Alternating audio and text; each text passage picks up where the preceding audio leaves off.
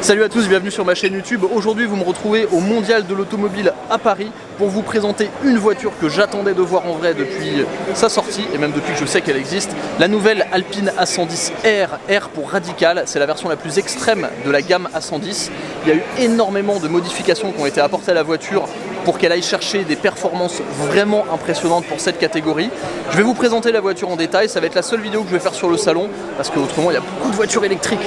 Moi vous savez que j'aime pas trop ça. Et pour vous présenter la voiture en détail, je vais être rejoint par le directeur produit de l'Alpine A110 qui a géré tout le développement de cette voiture. Avant qu'on parle de la 110, un immense merci à tous et à toutes pour votre engouement sur le projet de la M3 Touring.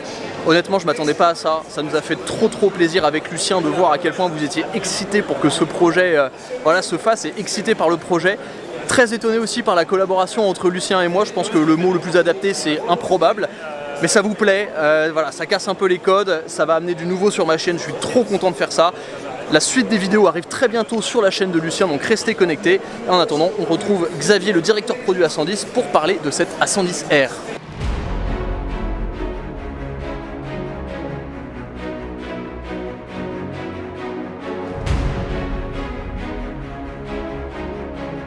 Xavier, bonjour.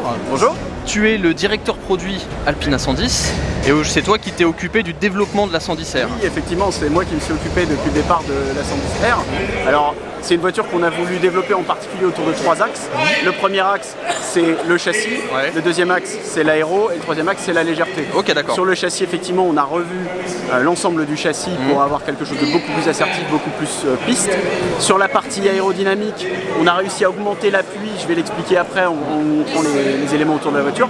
Et sur la partie légèreté, on va jusqu'à gagner 34 kg sur une voiture qui n'en faisait déjà que 1108. Donc on descend à 1082 kg. Sous la tonne 1. Sous la tonne 100. Incroyable pour une voiture moderne. Effectivement, 300 chevaux, 348 tonnes. Alors, comment on a fait ça? En particulier en travaillant beaucoup avec des éléments de carbone.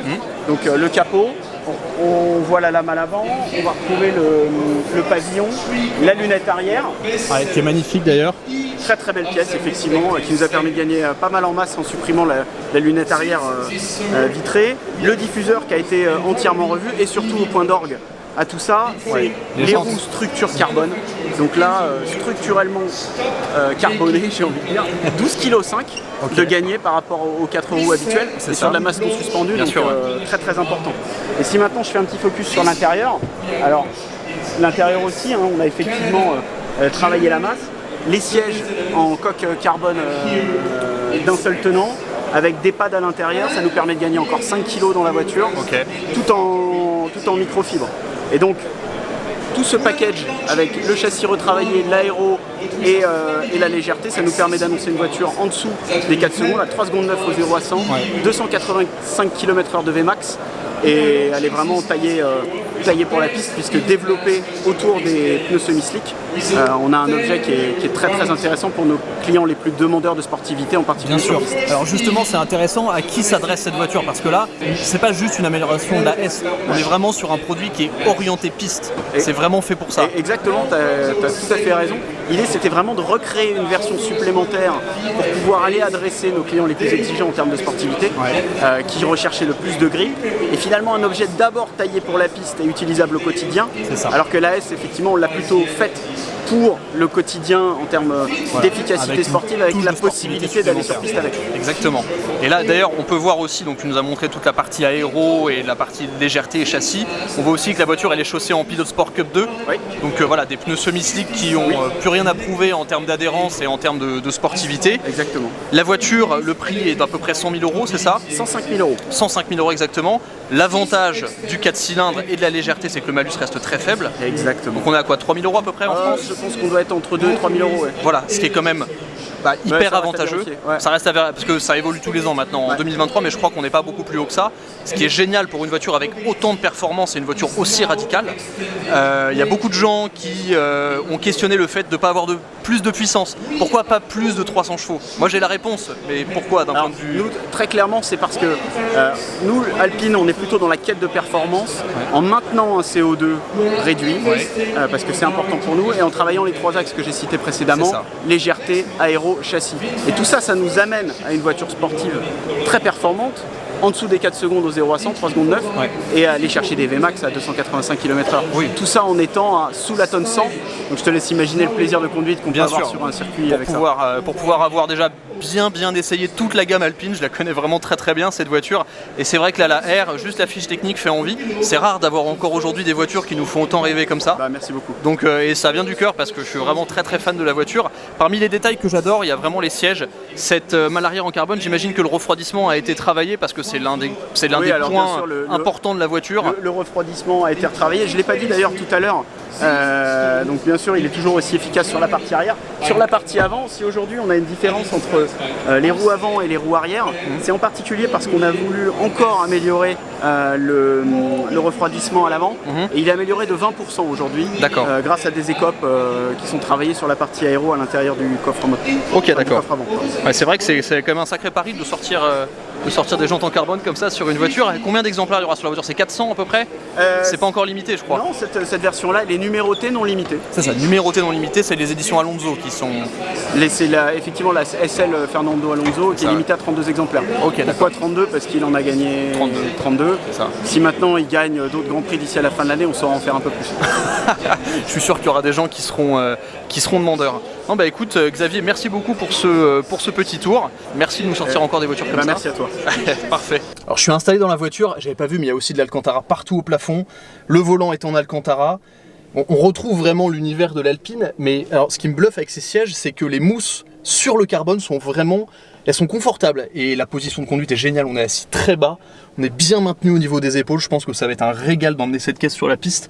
Et il y a un sentiment d'exclusivité supplémentaire quand même dans la voiture avec ces baquets carbone, avec les harnais et le fait qu'il y ait de l'Alcantara partout, même ici sur les portes là. Ça c'est vraiment super qualitatif.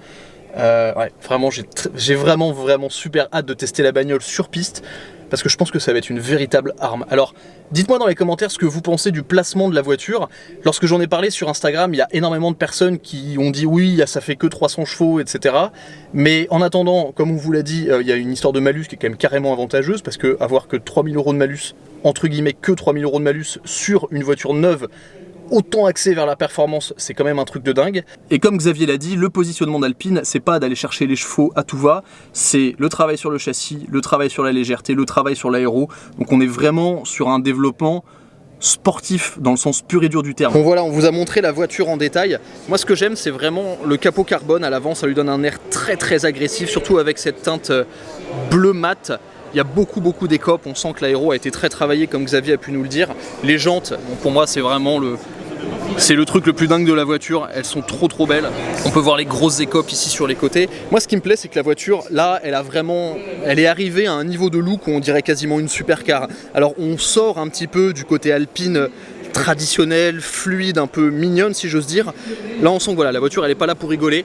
J'adore ce détail des doubles sorties d'échappement centrales qui sont vraiment entourées par le diffuseur et puis la ligne d'échappement a vraiment été travaillée. Franchement je trouve ça absolument canon. Regardez l'arrière avec le gros aileron qui est légèrement plus haut et plus reculé que celui de l'Alpine A110S avec ici ces montants en col de cygne. Bonjour. Qu'est-ce que vous en... Je ne vous connais pas, qui êtes-vous? Non si je vous jure, vous m'avez déjà vu. Qu'est-ce que t'en penses? Alpine A110R? Ouais. Magnifique, moi franchement, bon, avalanche de carbone par contre. Alors grosse avalanche. La personne allergique, elle va vraiment avoir du mal à faire le chèque. Par contre la caisse est vraiment folle. Et à mon avis, ça va magnifier la bagnole de base, qui est déjà cool. Et là ils en font une pistarde quasi parfaite. Ouais. T'as vu les sièges ou pas? Non, pas encore. Assieds-toi dedans, tu vas voir, c'est impressionnant. Il va plus pouvoir en sortir. Ah oui, est-ce que tu rentres dedans, c'est la question. L'Alpine par rapport à beaucoup de caisses, le seul avantage c'est que quelqu'un d'un 90 il rentre tranquille à la place. Oui, on rentre. Mais là les sièges ils sont surprenants parce qu'ils sont très confortables. Ah ouais? Et par contre ils maintiennent vraiment très bien. C'est du Sabelt? C'est du Sabelt je crois. Mon avis est sûrement déjà un peu biaisé, vous connaissez mon amour pour la marque, mais je suis honnêtement tellement content que cette voiture juste existe. On n'est pas dans la meilleure période pour sortir ce genre d'auto vraiment qui s'adresse aux passionnés, aux puristes entre guillemets. Et là, moins d'une tonne 1 pour une voiture moderne avec 300 chevaux, c'est vraiment exceptionnel. Et voilà, pour avoir déjà conduit l'Alpine A110 sous toutes ses formes, en S, en GT, même en préparé, en ravage, etc. Je sais que ça va vraiment envoyer du bois sur piste. Je suis intrigué d'avoir vos avis sur la voiture. Qu'est-ce que vous en pensez? Qu'est-ce que vous pensez du prix? Qu'est-ce que vous pensez du fait que la voiture ne fasse que 300 chevaux, alors que beaucoup de personnes, enfin après c'est un peu de la culture internet honnêtement, parce que 300 chevaux dans une voiture qui fait ce poids-là, c'est déjà largement suffisant. La voiture a quand même des meilleures performances au 0 à 100 que la nouvelle BMW M2 qui fait 460 chevaux je crois. Donc c'est vraiment la légèreté, le point fort de cette voiture, c'est tout l'ADN d'Alpine. Donc honnêtement je trouve que le placement il est hyper cohérent et il faut aimer le carbone, je pense que ça sera le titre de la vidéo. Comme produit purement développé par Alpine, par une marque, je trouve ça vraiment exceptionnel et je suis trop content qu'une marque française arrive à pousser le curseur aussi loin. Parce que ça fait rêver les passionnés, c'est important en ce moment. Et personnellement, je valide à 300% cette Alpine A110 radicale. Dites-moi ce que vous en pensez. J'espère que cette petite vidéo sur le salon de l'automobile vous a plu. Pour être très honnête, il n'y a pas grand chose d'autre qui est très intéressant. Si, il y a juste en face là-bas, il y a le Multipla de Villebrequin qu'ils ont démarré tout à l'heure. Ça fait un bordel du diable. Mais à part ça, c'est plutôt le salon de la mobilité électrique qu'autre chose. En tout cas, voilà, je suis hyper content de vous avoir présenté rapidement cette voiture. Merci à Xavier pour voilà, ces informations dans la vidéo. Et à très vite sur The Glove Driver. Ciao.